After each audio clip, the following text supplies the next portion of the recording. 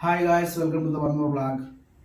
ఎవరైతే మన ఛానల్ ముందుగా చూస్తున్నారో లైక్ అండ్ సబ్స్క్రైబ్ అయితే చేయండి, కుదిరితే కామెంట్ చేయండి, కుదిరితే షేర్ చేయండి.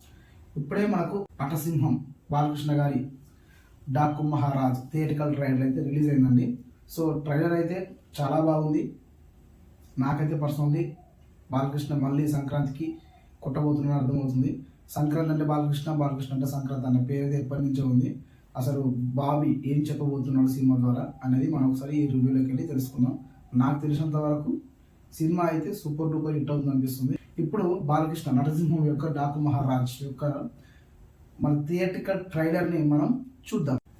ట్రైలర్ ఓపెన్ అవ్వగానే ఒక పాప వాయిస్తో అనగనగా ఒక రాజు ఉండేవాడు, తనని చెడ్డవారు డాకు మహారాజ్ అని పిలిచేవారు అనే డైలాగ్తో ట్రైలర్ అయితే రన్ అవుతుందండి. సో మనకి ఇంత ముందుకు ప్రొడ్యూసర్ చాలాసార్లు చెప్పారు, ప్రతి 10 నిమిషాలు ఒక్కసారి సినిమాలో హైప్ ఇచ్చే సీన్స్ అయితే ఉంటాయి అని చెప్పేసి చెప్పారు. మనకి చెప్పే సందర్భాలు కనిపిస్తాయి.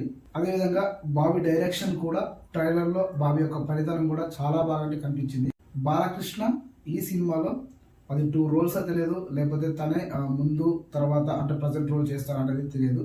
సో 2 రోల్స్ అయితే కనిపిస్తున్నాయి దాంట్లో. ఒకటి డాకు మహారాజు క్యారెక్టర్, ఇంకోటి వచ్చేసి ప్రజెంట్ నడుస్తున్న క్యారెక్టర్. 2 క్యారెక్టర్స్ ఉన్నాయి. కొన్ని ఎలివేషన్ సీన్స్ అయితే చాలా అంటే చాలా బాగున్నాయి. అంటే యానిమల్స్ తోని సీన్స్ ఉన్నాయి. సో అవి ట్రైలర్లో మీరు అబ్జర్వ్ చేయొచ్చు. సో మొత్తానికి ఓవరాల్గా చూసుకుంటే కథ మొత్తం ఒక పాప చుట్టూ తిరుగుతుంది అండ్ మాఫియా చుట్టూ తిరుగుతుంది అనే సారాంశం అయితే కనిపిస్తుంది. అదేవిధంగా సినిమాలో మనకు ట్రైలర్ ఆఫ్ ద మిడిల్ సెషన్లో మనకు డైలాగ్ ఉంటుంది, ఇక్కడ కింగ్ ఆఫ్ ది జంగల్ ఉన్నాడమ్మా అని చెప్పేసి. అది ఆ డైలాగ్ థియేటర్లో పేలిపోతుంది అనిపిస్తుంది. ఇంకోటి ఏంటంటే కథ మధ్యలో కానీ కథ బేస్ చేసుకొని నాకు 3-4 లేయర్స్ అనిపించాయి. ఒకటి కథ వచ్చేసి పాప చుట్టూ తిరుగుతుంది అండ్ బాలకృష్ణ చుట్టూ తిరుగుతుంది. At the same time animals చుట్టూ, అంటే రీసెంట్గా వచ్చిన మనకు జీవితాండలో సినిమా ఎన్ని లేయర్స్ ఉన్నాయో నాకు ఇన్ఫాక్ట్ నాకు అలానే అనిపిస్తుంది సినిమా. సో ఒక 3-4 లేయర్స్ అయితే సినిమాలో కనిపిస్తున్నాయి. ఒకటి వచ్చేసి ప్రజెంట్ జరుగుతున్న సెషన్, ఇంకోటి వచ్చేసి బ్యాక్గ్రౌండ్, సరే ఇంకోటి వచ్చేసి ఏంటంటే యానిమల్స్ చుట్టూ తిరుగుతుంది, ఇంకోటి వచ్చేసి రాజ్యం చుట్టూ తిరుగుతుంది, ఇంకోటి వచ్చేసి పాప చుట్టూ తిరుగుతుంది. సో ఓవరాల్ వీటన్నిటిని లీడ్ చేసేది బాలకృష్ణ. బాలకృష్ణకి 2 రోల్స్ ఉన్నాయా, లేకుంటే ఆ 1 రోల్నే ముందు తర్వాత, లేకపోతే గతం ముందు గతం తర్వాత చూపిస్తారా, లేకపోతే రియల్ అనే సినిమాలో మనకు 2 క్యాప్స్ చూపిస్తారన్నది సినిమా చూస్తే మనకు అర్థమవుతుంది. సో ఓవరాల్ చూడాలంటే సినిమాలో కథ ఎక్కడ కూడా మనకు బోరు కొట్టనివ్వరు. సో సినిమాలో వచ్చేసి బాలకృష్ణ, ప్రజ్ఞ, శ్రద్ధ, బాబీ డియోల్ వీళ్ళైతే మెయిన్ క్యారెక్టర్స్ లీడ్ చేస్తున్నారైతే నాకు అనిపిస్తుంది. కథలో కంటెంట్ ఉందని అయితే అర్థమవుతుంది. సో ట్రైలర్ చూసినంతసేపు ఈ సంక్రాంతి రిలీజ్ అయిన ట్రైలర్లన్నీ చాలా బాగున్నాయి. రీసెంట్ రిలీజ్ అయిన గేమ్ చేంజర్ ట్రైలర్ కూడా ఎక్స్పెక్టేషన్స్ పెంచేసింది. సో మొన్నటిదాకా నార్మల్ ఎక్స్పెక్టేషన్స్ ఉన్న డాకు మహారాజ్ చాలా ఈ ట్రైలర్తోనే చాలా అంటే చాలా ఎక్స్పెక్టేషన్స్ పెరిగిపోయాయి. చాలా ఎస్పెషల్లీ నాకైతే ట్రైలర్ చాలా బాగా నచ్చిందండి. ఇప్పుడు వచ్చేసి డాకు మహారాజ్ థియేట్రికల్ ట్రైలర్లో తమన్ హవా అయితే నాకు అనిపించింది. ఇన్ఫ్యాక్ట్ డాకు మహారాజ్ ఈ సంక్రాంతికి పక్కా హిట్ కొడుతున్నాడు. అదేవిధంగా మనకు ట్రైలర్లో కొన్ని షార్ట్స్ ఎలివేషన్స్ అయితే చాలా అంటే చాలా బాగున్నాయి. ఇన్ఫ్యాక్ట్ అలాంటి షార్ట్స్ బాలకృష్ణ సినిమాలో ఉంటే మామూలుగా ఒక డైలాగ్ చెప్తేనే ఫ్యాన్స్ ఉర్రిగిపోతారు. అలాంటిది కొన్ని హై ఎలివేషన్ షార్ట్స్ ఉన్నాయి. సో అది మనకు కొన్ని షార్ట్స్ ఏంటంటే యానిమల్స్తో ఉన్నాయి, కొన్ని షార్ట్స్ ఏంటంటే ఎడారిలో ఉన్నాయి, కొన్ని షార్ట్స్ ఏంటంటే విలన్స్కి తనకి మధ్య తక్కువ చూపించారు. అంటే విలన్స్కు బాలకృష్ణకి వచ్చే సంభాషణ కానివ్వండి, సీన్స్ కానివ్వండి చాలా అంటే చాలా రేర్గా తక్కువ చూపించారు. విలన్ డియోల్ అండ్ బాలకృష్ణ ఎదురుపడే సందర్భాల్లో నాకు తెలిసి థియేటర్స్ బ్లాస్ట్ అయిపోతాయి అనిపిస్తుంది. అండ్ వన్ మోర్ థింగ్ ఏంటంటే ఆ పాప చుట్టూ కథనం సారాంశం మొత్తం ఆ పాప చుట్టూ తిరుగుతుంది అనేది అది ఒకటైతే కొంచెం స్పష్టంగా అర్థమవుతుంది. మరి కథ అదేనా, దానికి వెనక ఇంకా వేరే కథ ఉందా అనేది మాత్రమైతే తెలియదు. ఓవరాల్గా చూసుకుంటే ఈ సంక్రాంతికి ప్రతి సంక్రాంతి లాగానే ఈ సంక్రాంతికి కూడా బాలయ్య గట్టిగా కొట్టే అవకాశం అయితే నిండుగా ఆ ట్రైలర్లో కనిపిస్తున్నాయి. ట్రైలర్ ఉన్నట్టుగానే మనకు సినిమా కూడా ఉంటే మాత్రం బాలకృష్ణ ఆపడం చాలా కష్టం.